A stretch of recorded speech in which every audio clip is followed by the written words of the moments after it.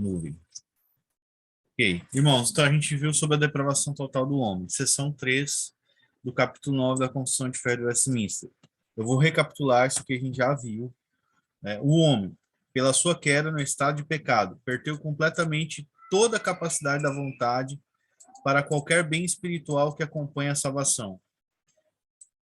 Quando ele diz que acompanha a salvação, ele inclui a salvação e tudo que decorre dela. Então, ou seja, aquelas boas obras, né? Aquelas que Deus chama de boas obras, né?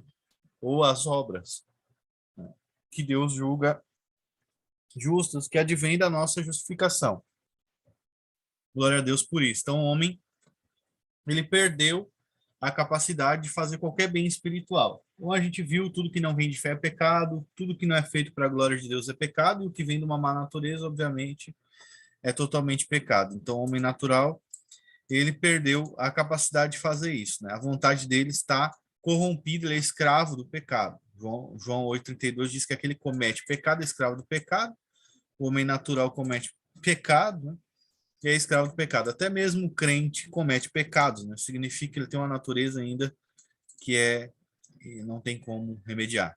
De sorte que o homem natural, sendo inteiramente adverso a esse bem e morto em pecado, é incapaz por suas próprias forças de converter-se ou mesmo de preparar-se para isso. Isso é óbvio, né? Então, ele é incapaz de se converter, né? Então, alguns versículos aqui, base, né? Romanos 8:7. Por isso, o pendor da carne é inimizade contra Deus, pois não está sujeito à lei de Deus, nem pode estar. Então, significa, porque o que é nascido da carne é carne, João 3, Jesus fala, que o homem é inimigo de Deus, ou seja, ele odeia Deus. O homem natural, ele odeia Deus e todas as suas faculdades, elas odeiam, ou seja, são contrárias a Deus, não está sujeito à lei de Deus, né? As suas faculdades não podem estar, nem mesmo pode estar. Elas não estão sujeitas à lei de Deus, nem podem estar. Vamos lá. Jeremias 13:23. Pode acaso o etíope mudar sua pele ou o leopardo as suas manchas? Então poderíeis fazer o bem estando acostumados a fazer o mal.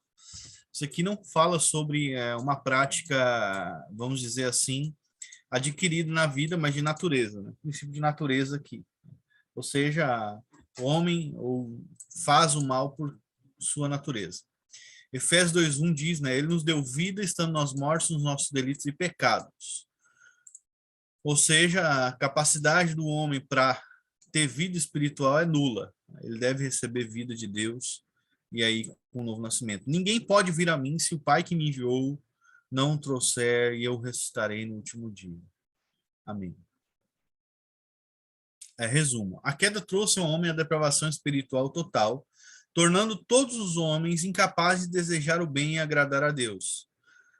Paulo fala que os que estão na carne não podem agradar a Deus, né? Em Romanos 8:8. Então, é incapaz de crer, se arrepender ou fazer qualquer coisa, né, que agrade a Deus, obedecer a Deus. Então, a queda ela trouxe essa incapacidade inerente no homem. Então, se faço alguma coisa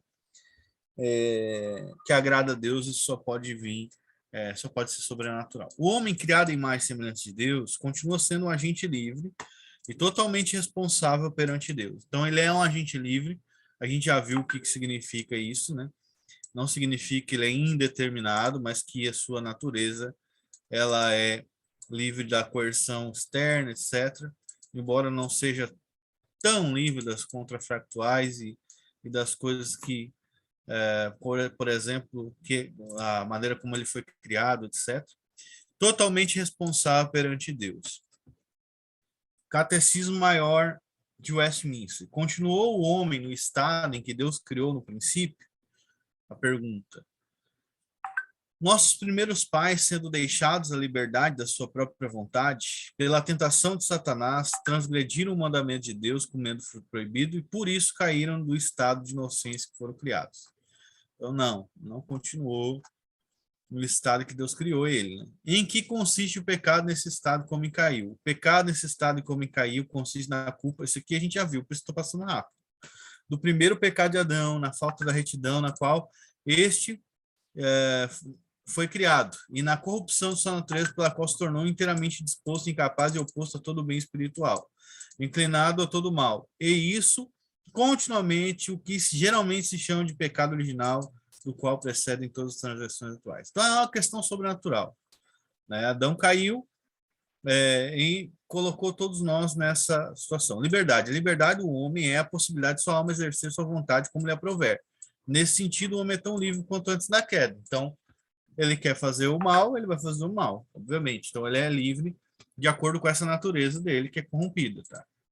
O homem, depois nós vamos ver sobre o homem regenerado. A habilidade. A habilidade é a capacidade de querer em oposição ao desejo da alma, que é movida pelos meios secundários contingentes. Dessa forma, o homem tem liberdade para querer desejar o que é da sua natureza, mas tem total inabilidade para desejar o que não faz parte da sua natureza, né? Paulo fala isso, 1 Coríntios 2, 14. Ora, o homem natural não aceita as coisas do Espírito de Deus, porque eles são loucura, e não pode entendê-las porque eles se discernem espiritualmente. Então, se trata aqui de uma realidade que o homem natural não tem. Não importa o que ele faça, tudo que ele faz é pecado. Se ele não for regenerado, ele vai continuar fazendo pecado.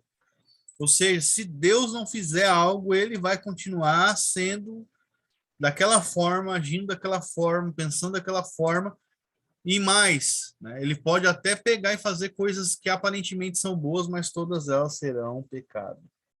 É só Deus que dá uma nova natureza para alguém. A incapacidade do homem em seu estado natural. A incapacidade do homem natural é absoluta, ou seja, o homem não tem capacidade natural para cumprir a lei de Deus, aceitar ou rejeitar sua própria salvação, nem desejar preparar si mesmo para sua própria salvação. Jesus diz lá em João 6, 65 e 66. E prosseguiu, por causa disso que vos tenho dito, ninguém poderá vir a mim, se pelo Pai não lhe for concedido.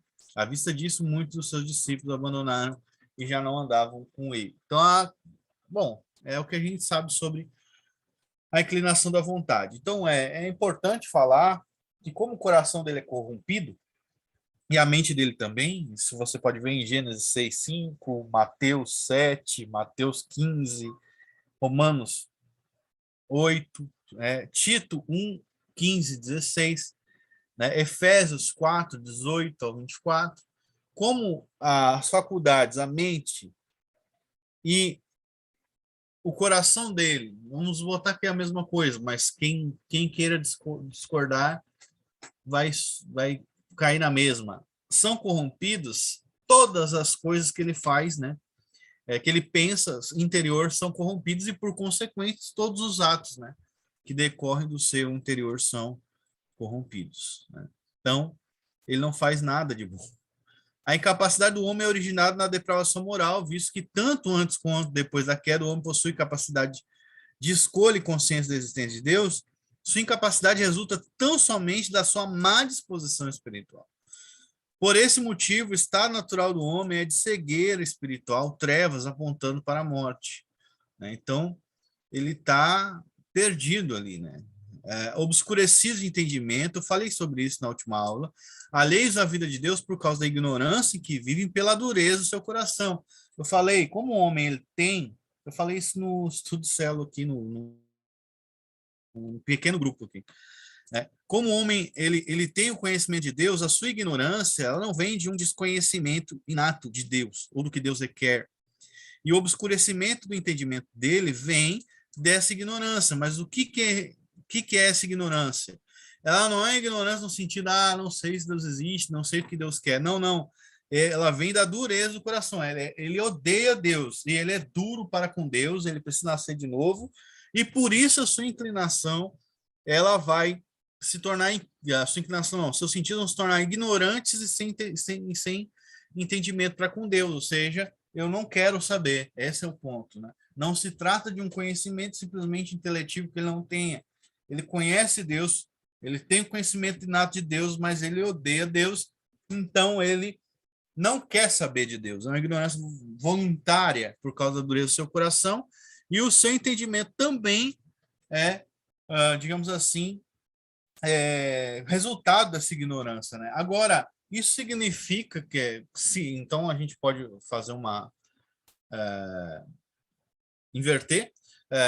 como o homem natural, pela dureza do seu coração, a gente vai chegar no novo homem, que é onde a gente tá, pela dureza do seu coração, não quer saber, né, das coisas de Deus, e o entendimento dele é obscurecido. O homem natural, ele quer, é o contrário, né?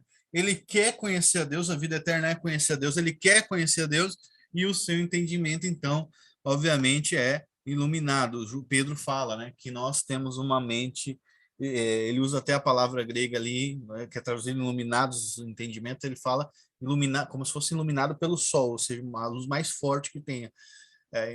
Então, um homem espiritual, aquele que nasceu de novo, ele, além dele ter um novo coração, coração de carne, e dele desejar conhecer a Deus, né? A vida eterna é conhecer a Deus, ele conhece a Deus e é conhecido por Deus, e ele tem a vida eterna, que é esse conhecer a Deus. Ele tem, então, a mente para a glória de Deus, não por seu merecimento, iluminada para conhecer a Deus. Por isso, o pendor da carne é inimizade contra Deus, pois não está sujeito à lei de Deus, nem mesmo pode estar.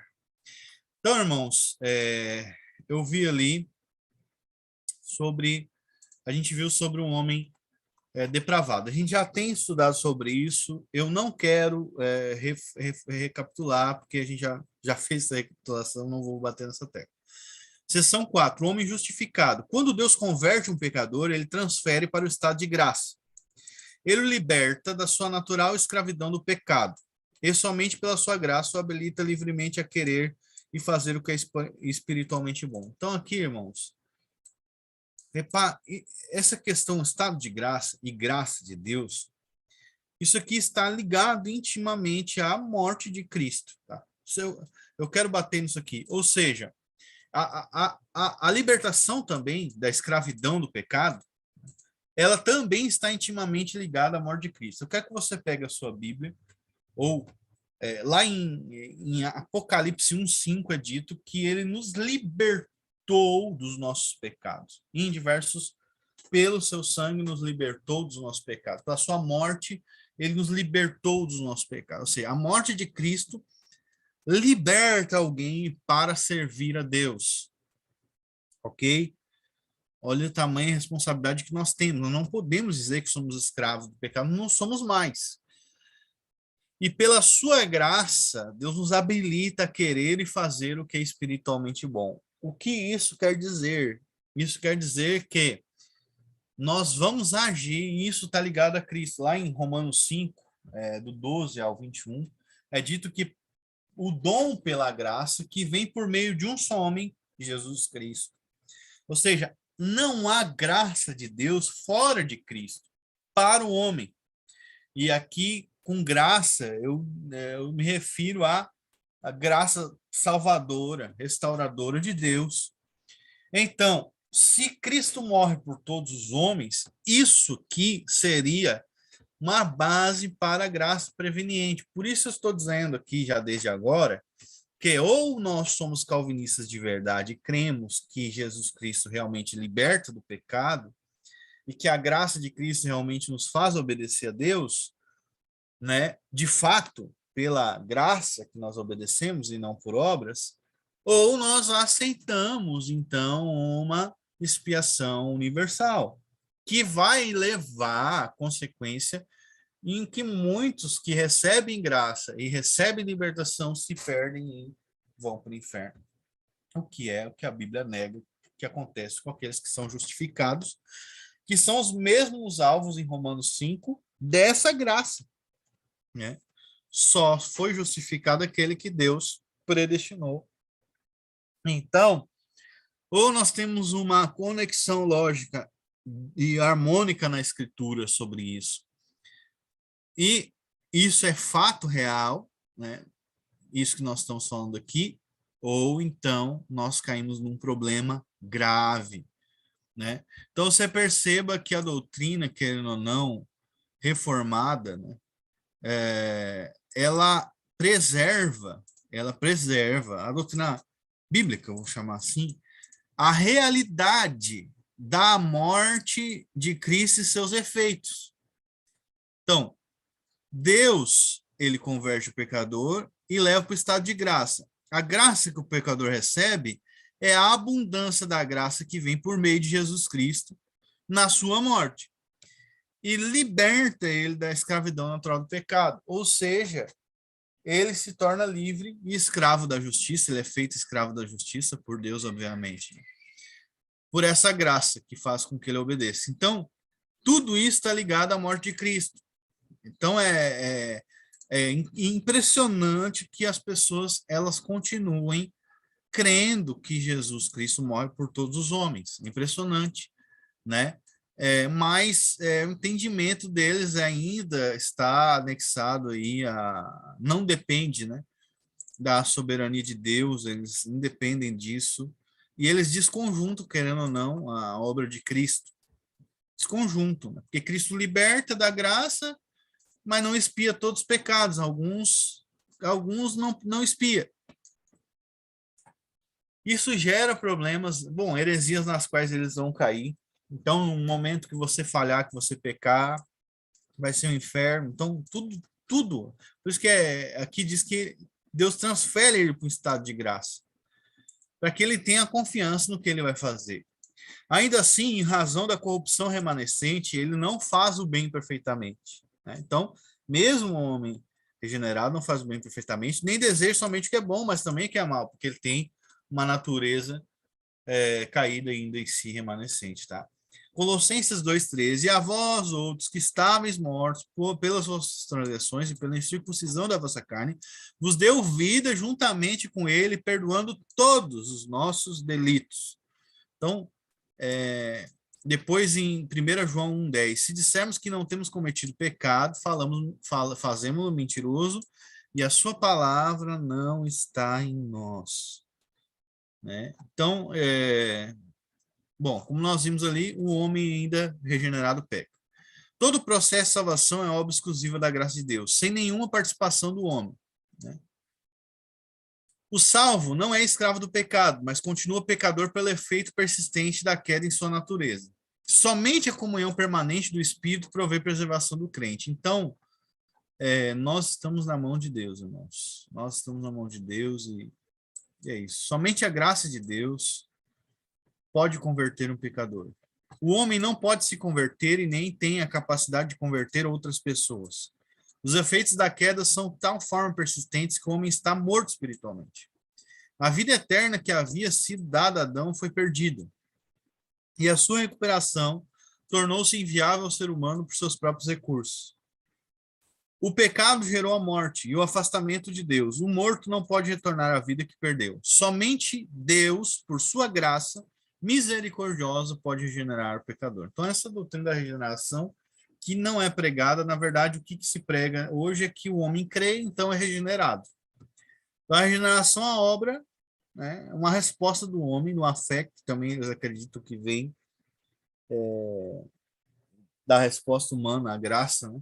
Então, a graça aqui, ela é só uma coisa que te dá uma capacidade para te querer ou não a Deus. Então, Deus te amou, e aí o que tu vai fazer com esse amor? Ah, eu vou amar ele. Ah, vou rejeitar. E é assim que funciona, né? A gente sabe como funciona o arminianismo. Mas aqui, a regeneração é, você odeia Deus. Ou Deus te amou, ou Deus te odiou. Se ele te amou, então, tu vai amar ele de volta. Né? Não tem incerteza, né? Não tem pisar. Eu gosto da doutrina reformada, quase não tem pisar em ovos, não tem pisar fora do bloquinho ali. Tem uma estradinha e tem os versículos bíblicos e é ali que tem que pisar. Não tem outra forma. Romanos 5,12. Portanto, assim como por um só homem entrou o pecado no mundo, pelo pecado a morte, assim também a morte passou a todos os homens, porque todos pecaram. Tudo que concerne a Deus não está condicionado ao decorrer do tempo. Deus não está aprisionado no universal temporal como os homens. Mesmo a providência divina executa no tempo somente que foi determinado por Deus na eternidade. Quem acredita que se converteu por sua própria justiça própria, ou tem capacidade de converter a outro, a si mesmo se engana em sua pretensa piedade. Somente Deus, pela sua escolha, habilita o pecador a participar do seu reino, mudando as inclinações naturais do homem, através do novo nascimento, a nova criatura prometida aos profetas e realizada em Cristo. Né? Então, é dito lá em Ezequiel: dar-vos-ei coração novo e porei dentro de vós um espírito novo, tirarei de vós o coração de pedra e vos darei um coração de carne, porei dentro de vós o meu espírito e farei com que andes nos meus estatutos e guardeis os meus juízos e os observeis. E assim, se alguém está em Cristo, é nova criatura, as coisas antigas se passaram, e eis que tudo se fez novo. Então, não tem como, é uma realidade totalmente outra. Por isso, irmãos, lá em Efésios, no capítulo 2, verso 15, se eu não me engano, mas depois você confirma aí, é dito que em si mesmo Cristo fez um novo homem. Tá? Né? Pela cruz, né, ele fez um novo homem. A obra de Cristo na cruz o resultado dessa obra é criar um novo homem, tanto dentre judeus quanto gentios, e a gente sabe que são os eleitos, e glória a Deus por isso. Então, a obra de Jesus na cruz, ela é anterior à nossa própria regeneração. Então, qual é a base pela qual, né, o Espírito Santo regenera alguém? Porque Cristo criou um novo homem na cruz. Então, todos aqueles que são eleitos e chamados, são ovelhas de Cristo, elas são regeneradas. Então, veja que a expiação definida é um pressuposto necessário para a regeneração preceder a fé e para a doutrina da regeneração, né, em concordância com a Escritura. Mas é claro que não é assim que muitos veem. Claro que não é assim, né? O estado de glória. No estado de glória, a vontade do homem se tornará perfeita e imutavelmente livre somente para o bem. Tá? Então, agora o homem ainda quer o mal, mas lá na glória vai ser só o bem. 1 João 3,2. Amados, agora somos filhos de Deus e ainda não se manifestou o que haveremos de ser. Sabemos que quando ele se manifestar, seremos semelhante a ele, porque haveremos de vê-lo como ele é. Aqui existe uma base bíblica para derrubar a ideia de que no céu os santos ainda continuariam pecando. Né? Existe uma base bíblica forte aqui. Então, por quê? Porque a sua própria vontade, eles próprios vão ser como ele, como Cristo. Né? Então, mas isso é um idealismo, né? Mas isso é fé, mano. Se dissermos que não temos pecado nenhum, a nós mesmos enganamos e a verdade não está em nós. Então, agora, no presente, nós pecamos. Mas lá nós vamos ser semelhantes a ele. Na verdade, João disse que nós já somos como ele nesse mundo, né? Mas eu creio que ele está se referindo ao nosso novo homem. E agora, ali em 1 João 3,2, ele está falando sobre nosso estado de glória, né? Então, nós somos predestinados para ser conforme a imagem de Cristo. Né? Nós devemos crer que nós vamos ser conformados pelo poder de Deus, não por nós. A vontade dos regenerados será livre para a escolha do bem somente após a segunda vinda de Cristo. Então, depois da segunda vinda, né, quando Jesus voltar, a vontade nossa vai ser só para o bem e a glorificação dos filhos de Deus. Né? Os réprobos condenados não recebem essa bênção, obviamente. Né? A incorruptibilidade na ressurreição. Na morte, dos eleitos, o pecado morre juntamente com eles. Pois nada impuro pode entrar no reino de Deus, no reino dos céus. Né? A carne e o sangue não pode herdar o reino dos céus, e nada impuro vai entrar lá na Nova Jerusalém. Ao morrer, quando o seu espírito se dirige a Deus, o regenerado é aperfeiçoado em santidade, glória a Deus. Liberto do pecado original e dos pecados de toda a vida terrena, os quais foram plena e completamente quitados em e por Jesus Cristo, como representante do seu povo eleito. Amém. Glória a Deus. 1 Coríntios 15, 52 e 54. Num momento, no abrir e fechar de olhos, ao ressoar da última trombeta, a trombeta soará, os mortos ressuscitarão incorruptíveis, e nós seremos transformados, porque é necessário que esse corpo corruptível se revista de incorruptibilidade, e que o corpo mortal se revista de imortalidade. Quando este corpo corruptível se revestir de incorruptibilidade, e o que é mortal se revestir de imortalidade, então se cumprirá a palavra que está escrita: tragada foi a morte pela vitória. Então, a morte espiritual, a corrupção, ela não vai existir na glória. Ao contrário dos réprobos, levam sobre si a herança do pecado original e todos os seus pecados cometidos em sua vida terrena, e pagam de forma infindável por esses pecados no lago de fogo. Então, a morte e o inferno foram lançados dentro do lago de fogo. Essa é a segunda morte, o lago de fogo. E se alguém não foi achado inscrito no livro da vida, esse foi lançado dentro do lago de fogo. Apocalipse 20, 14, 15. Então, irmãos, aqui nós vimos que o homem regenerado, ele tanto pode fazer o bem quanto o mal, porém, na glória ele vai fazer só o que é bom. Se você está aí afligido pelos seus pecados, creia que quando o momento chegar, seu corpo vai ser glorificado, você não vai ser mais afligido por essa carne pecaminosa, incrédula. Amém? Eu vou encerrar aqui por enquanto e vamos fazer as perguntas, né? Hoje, se Deus quiser, nós vamos terminar um pouco mais cedo. Vou encerrar aqui a transmissão.